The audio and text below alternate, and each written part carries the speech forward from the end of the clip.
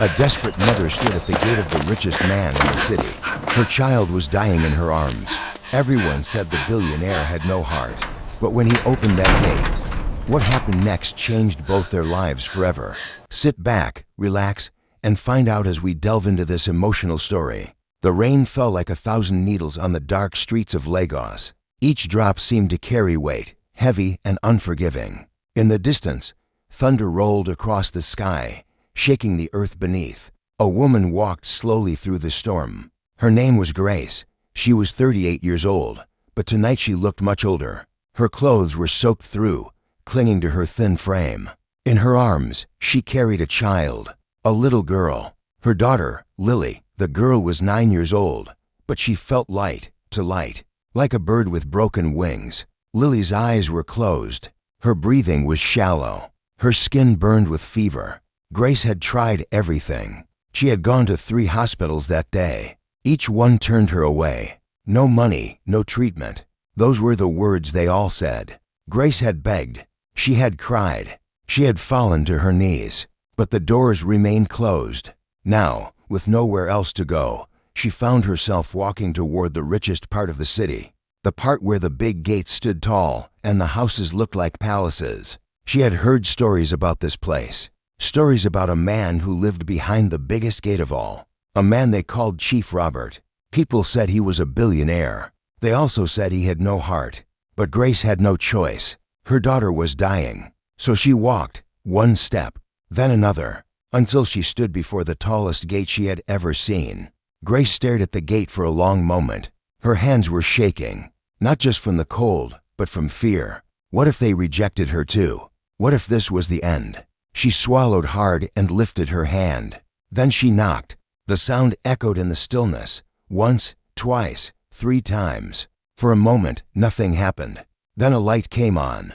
A man appeared on the other side of the gate. He was wearing a security uniform. His face was stern. He looked at Grace and frowned. "What do you want?" he asked sharply. Grace's voice cracked as she spoke. "Please, sir, my daughter is very sick. I need help, please." The guard looked at the child in her arms. Then he shook his head. "Madam, this is not a hospital. Go away." Grace stepped closer, her voice rising. "Please, I beg you. She is dying. I have been to 3 hospitals. They all turned us away. Please, just let me speak to the owner of this house. Please." The guard's face hardened. "The chief does not see beggars. Leave now before I call the police." Grace felt her heart breaking.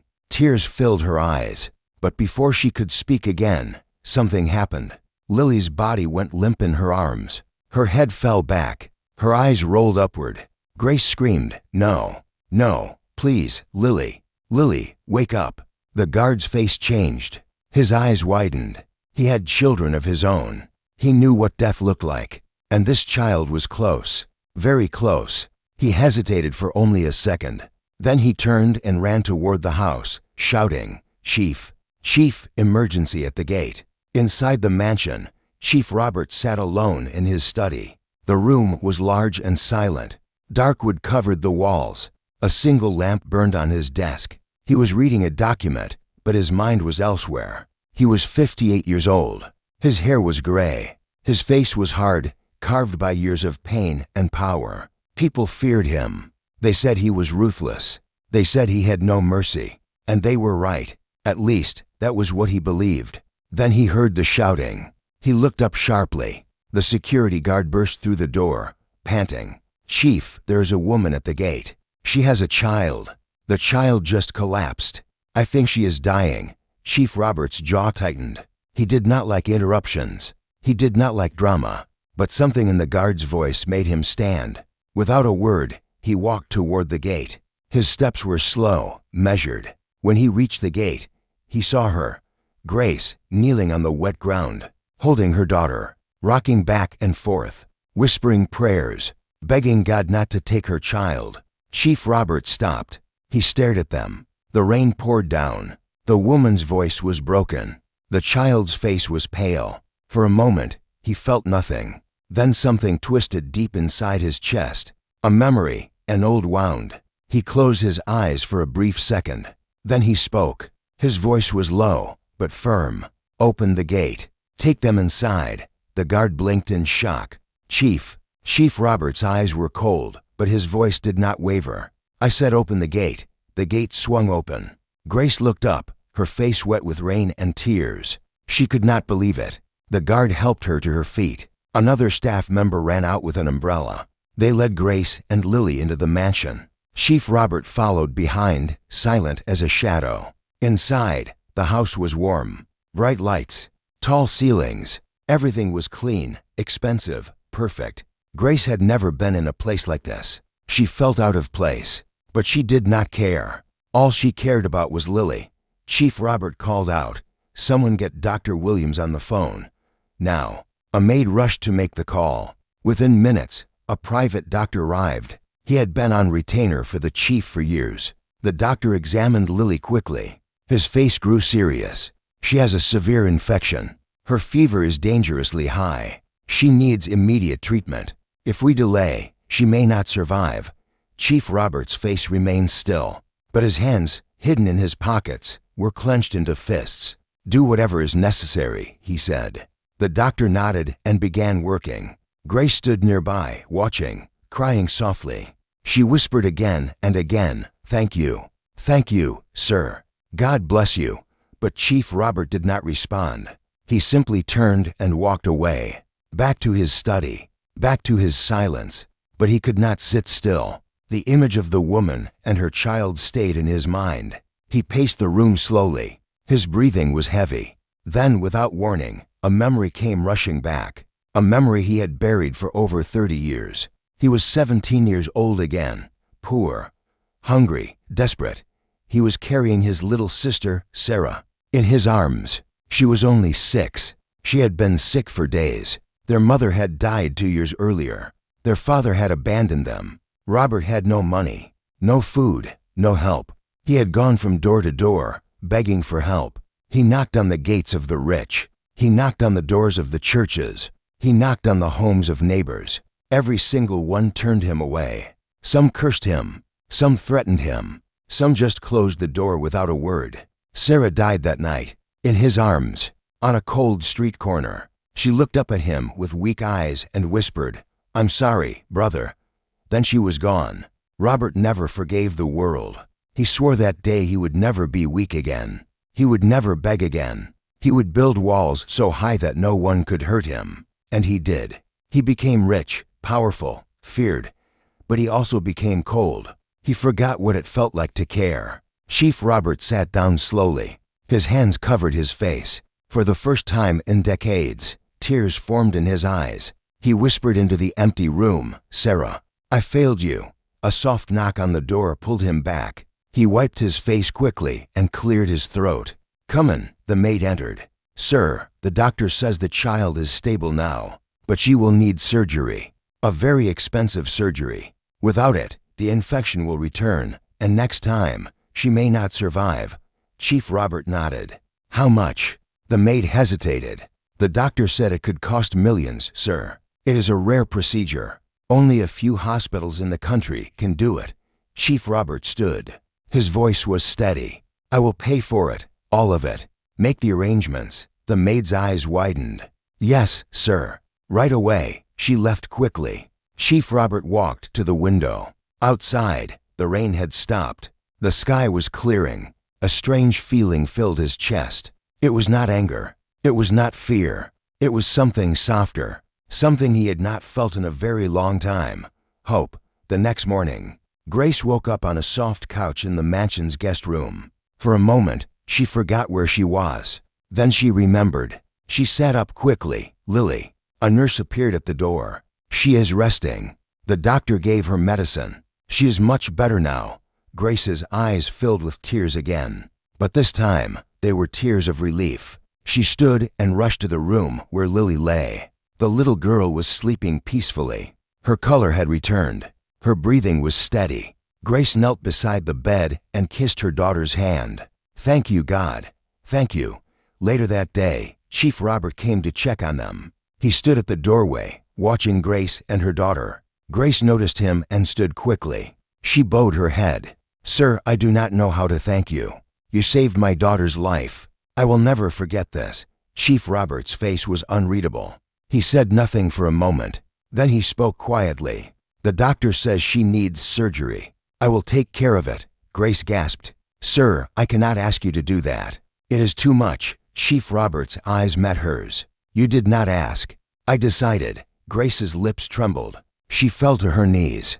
"God bless you, sir. You are an angel." Chief Robert looked uncomfortable. "Stand up. You do not need to kneel." But Grace stayed down. "No, sir. I must thank you properly. You have given my daughter a second chance." Chief Robert's jaw tightened. Then, slowly, he reached down and helped her to her feet. "Do not kneel to me," he said quietly. "I am not a god. I am just a man." Over the next few days, Grace and Lily stayed in the mansion while preparations were made for the surgery. The staff treated them with kindness. They were given food, clean clothes, and a comfortable place to rest. Grace could not believe it. She kept expecting someone to tell her it was all a mistake, but no one did. Chief Robert, however, kept his distance. He did not speak to Grace much. He only checked on Lily's progress through the doctor. But one afternoon, as Grace sat in the garden with Lily, the chief appeared. He walked slowly toward them. Lily looked up and smiled. "Hello, sir. Thank you for helping me." Chief Robert paused. Her smile was bright, innocent, full of life. He nodded once. "You are welcome." Grace stood. "Sir, may I ask you something?"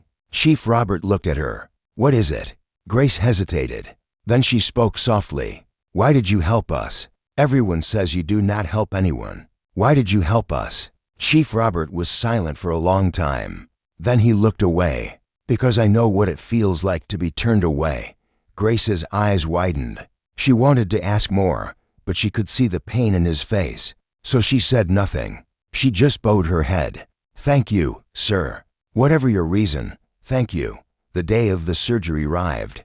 Grace was nervous. She held Lily's hand tightly as the nurses prepared to take her into the operating room. Lily looked up at her mother and smiled. "Don't worry, Mama. I will be fine." Grace kissed her forehead. "I know, my love. I know." The nurses wheeled Lily away. Grace stood there, watching until the doors closed. Then she sat down and prayed. Hours passed. Grace did not move. She prayed and prayed. Finally, the doctor came out. Grace jumped to her feet. "How is she?" The doctor smiled. "The surgery was successful. She will need time to recover, but she will be fine." Grace collapsed to her knees, crying, "Thank you, God. Thank you." Chief Robert, who had been standing in the hallway, heard the news. He closed his eyes and let out a slow breath. Relief washed over him. That evening, as Lily rested in recovery, the doctor approached Chief Robert with some paperwork. "Sir, we need to update her medical records. I noticed something unusual." Chief Robert frowned. "What is it?" The doctor showed him a photo from Lily's file. She has a very rare birthmark on her left shoulder, shaped like a crescent moon. I have only seen one other case like this in my career. Chief Robert's heart stopped. He stared at the photo. His hands began to shake. "What did you say?" The doctor looked confused. "The birthmark. It is very rare." Chief Robert's voice was barely a whisper. "Show me." The doctor led Chief Robert to Lily's recovery room. Grace was sitting beside the bed. Chief Robert walked in slowly. His eyes locked on Lily's shoulder. There it was, the crescent-shaped birthmark, exactly like the one his sister Sarah had. He stumbled backward.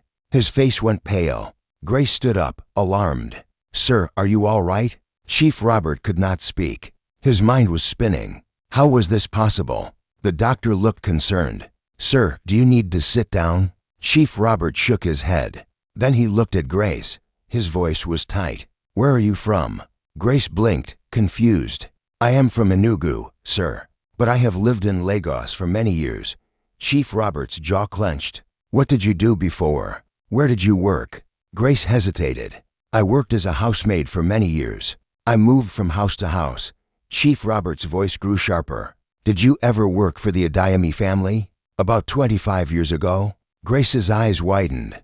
Yes, I did." "How did you know?" Chief Robert's legs felt weak. He sat down slowly. "What do you remember about that house?" Grace looked nervous. "I remember there was a young man there. He was very kind to me. And there was a little girl. She was sick. I took care of her for a few months before." She paused. "Before she died." Chief Robert's eyes filled with tears. "What was the girl's name?" Grace whispered. "Sarah." The room went silent. Chief Robert covered his face with his hands. His body shook. Grace stepped closer, confused and frightened. "Sir, what is wrong?" Chief Robert looked up at her. Tears streamed down his face. "I was that young man. Sarah was my sister." Grace gasped. Her hand flew to her mouth. "Oh my God."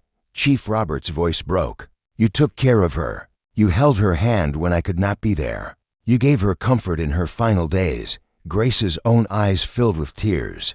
"I loved that little girl. She was so sweet, so kind. Even when she was in pain, she smiled."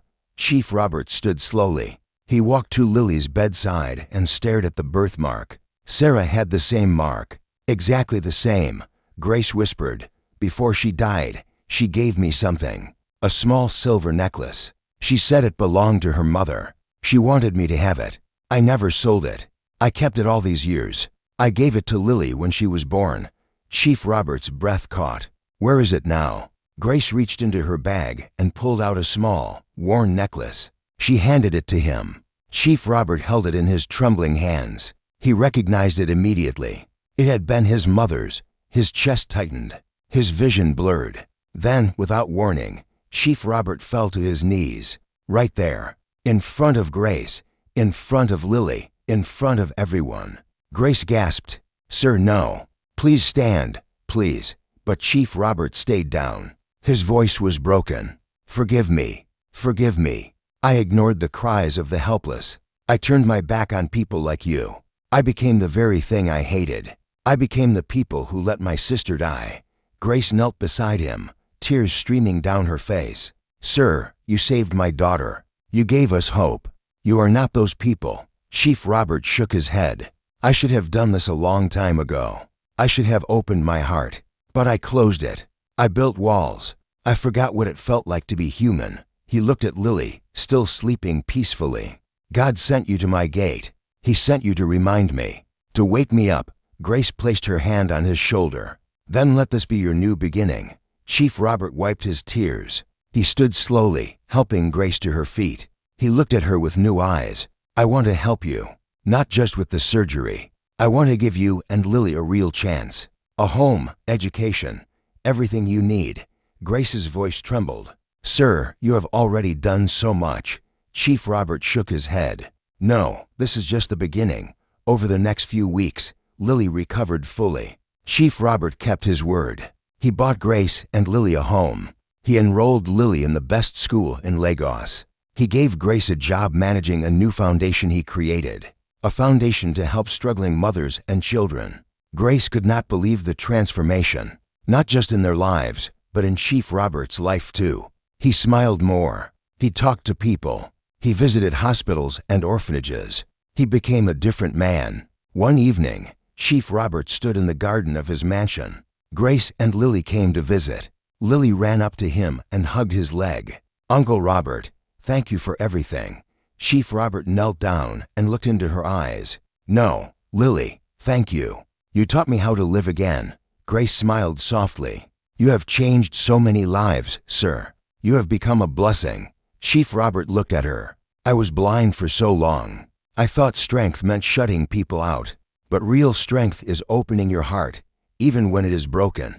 He looked up at the sky. "Sarah, I hope you are proud. I finally learned the lesson you tried to teach me." Lily tugged on his hand. "Uncle Robert, are you crying?" Chief Robert smiled through his tears. "Yes, Lily, but these are happy tears." Lily grinned. "Good, because Mama says happy tears are the best kind." Chief Robert laughed. A real, genuine laugh. Something he had not done in years. Grace watched him with warmth in her heart.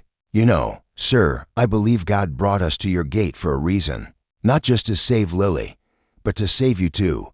Chief Robert nodded slowly. "You are right. Sometimes God knocks on the gate of your heart, disguised as the poor you ignore." He stood and looked at both of them. "But I am listening now, and I will never close that gate again." Months passed. The foundation grew. Hundreds of families were helped. Chief Robert became known not as a heartless billionaire, but as a man of compassion. Lily thrived in school. She was healthy, happy, full of life. Grace became a respected voice in the community. She shared her story with others, giving them hope. One day, a journalist came to interview Chief Robert. The journalist asked, "Sir, people say you have changed. What happened?" Chief Robert smiled and looked at a photo on his desk. It was a picture of him, Grace, and Lily. "I learned that the richest man is not the one with the most money. It is the one with the most love in his heart." The journalist nodded. "And what would you say to others who have closed their hearts like you did?" Chief Robert's eyes grew serious. "I would say this. Do not wait for a knock at your gate to wake you up. Do not wait until you are face to face with your past. Open your heart now, because you never know when God will send someone who needs you. And you never know when that someone will be the one who saves you." The interview ended. Chief Robert sat alone for a moment. Then he whispered a prayer. "Thank you, Sarah. Thank you for sending them to me. Thank you for reminding me who I was meant to be." He stood and walked to the window. Outside, the sun was setting. The sky was painted in gold and orange. It was beautiful. For the first time in 30 years, Chief Robert felt at peace. As weeks turned into months, Chief Robert's transformation became the talk of the city. Business partners who once feared him now respected him. Employees who once trembled in his presence now smiled when they saw him. But the most remarkable change happened within the walls of his own home. The mansion that once felt like a cold, empty palace now echoed with laughter and warmth. Grace and Lily visited often, and each time they came, Chief Robert felt more alive. One Saturday afternoon, Lily came running through the garden, her school report card in her hand. Uncle Robert, look, I got all A's." Chief Robert's face lit up with pride. He picked her up and spun her round. "I knew you could do it. You are brilliant." Grace walked up behind them, smiling. "She studies every night. She says she wants to become a doctor one day, to help children like herself." Chief Robert set Lily down and looked at her seriously. "A doctor? That is a wonderful dream." Lily nodded eagerly. "Yes, so I can help sick children who have no money. Just like you helped me." Chief Robert's throat tightened. He knelt down to her level. "Lily, I promise you this. I will support your dream every step of the way. You will become the best doctor this country has ever seen." Lily threw her arms around his neck. "Thank you, Uncle Robert. I love you." Those 3 words hit Chief Robert like a wave. He closed his eyes and held her tight. "I love you too, little one." It was the first time he had said those words to anyone in over 3 decades. That evening, after Grace and Lily had gone home, Chief Robert sat in his study reflecting on how far he had come. His phone rang. It was his business manager. "Sir, the Foundation's first annual report is ready. Would you like to review it?" Chief Robert leaned back in his chair. "Tell me the numbers." The manager's voice was excited. "Sir, in just 6 months, we have helped over 100 families. We have paid for 37 surgeries, enrolled 64 children in school, and provided housing for 18 homeless families. The impact has been extraordinary." Chief Robert felt a warmth spread through his chest. "And the feedback?" The manager continued. "Sir, the testimonials are overwhelming. People are calling you a hero. They are saying you have restored their faith in humanity." Chief Robert shook his head slowly. "I am no hero. I am just a man who was given a second chance." After hanging up, he walked to a shelf where he kept a small frame. Inside was the silver necklace Grace had returned to him, along with a faded photograph of Sarah. He touched the glass gently. "Sarah, I wish you could see what your gift has done. That necklace did not just connect me to the past. It connected me to my future." He smiled softly. "I am finally the brother you deserved." The following week, Chief Robert made an announcement that shocked the entire business community. He was donating half of his personal wealth to establish the Sarah Memorial Trust, a permanent fund dedicated to helping children and families in need. The press conference was held at the Foundation's new headquarters. Cameras flashed as reporters gathered. Chief Robert stood at the podium, Grace and Lily beside him. He spoke with quiet authority. "For too long, I believed that wealth was measured in money and power. I built an empire, but I lost my humanity. Then one rainy night, a desperate mother knocked on my gate. She was not looking for wealth. She was not looking for power. She was looking for mercy. He paused, his voice growing softer. That knock woke me up. It reminded me of who I used to be. A boy who once knocked on doors, begging for help that never came. That boy died with his sister 30 years ago. But that mother and her daughter brought him back to life. Grace wiped tears from her eyes as Chief Robert continued. Today, I make this promise. No mother will ever be turned away from my gate again. No child will ever suffer because they lack the means to get help. This foundation will be my legacy, not my buildings, not my businesses. The room erupted in applause. Lily tugged on Chief Robert's jacket. He bent down, and she whispered, "Aunt Sarah would be proud of you." Chief Robert's eyes glistened. "I hope so, little one. I truly hope so." Months later, on the anniversary of the night Grace first knocked on his gate, Chief Robert organized a special celebration. It was not a grand party with wealthy guests. Instead, he invited all the families the foundation had helped. The mansion's grounds were filled with children playing, mothers laughing, and fathers sharing stories of hope. Grace stood beside Chief Robert, watching the scene unfold. "Look at what you have created," she said softly. "Look at all these lives you have touched." Chief Robert shook his head. "No, Grace, look at what we created. You reminded me that wealth without compassion is worthless. You showed me that the smallest act of kindness can change everything." He turned to face her. "I have been thinking. The foundation needs a director, someone who understands the struggle, someone who has lived it. Will you accept the position?" Grace's eyes widened. "Sir, I am just a simple woman. I have no formal education in management." Chief Robert smiled. "You have something better. You have empathy. You have experience. And you have a heart that refuses to give up. That is worth more than any degree." Grace's voice trembled. "Then yes, I will do it." Chief Robert extended his hand, and they shook on it. A partnership born from desperation had transformed into a mission of hope. As the sun set over the celebration, Lily ran up to them, her face flushed with joy. "Mama, Uncle Robert, come dance with us." Chief Robert hesitated. "I do not dance, Lily." Lily grabbed his hand. "Today you do." And so, for the first time in decades, Chief Robert found himself in the middle of a circle, dancing with children, laughing freely, completely and utterly alive. And so, the story ends not with sadness, but with hope. A poor mother knocked on a mansion gate, desperate and broken. A billionaire answered, haunted by his past. And in helping her, he found redemption. In saving her child, he saved himself. Because sometimes, the people we help are the ones who help us the most. Sometimes, kindness is not just a gift we give. It is a gift we receive. So tell me, what did you learn from this story? Did it touch your heart? Did it remind you to open your heart to those in need? Share your thoughts in the comment section. I would love to hear from you. Another powerful story will be uploaded soon. So subscribe to the channel and turn on your notification bell so you will be notified the moment the next story goes live. If this story moved you, don't forget to like this video and share it with your friends and family. Let others learn the power of compassion too. Thank you so much for watching. May God bless you and keep your heart open to those who need you most.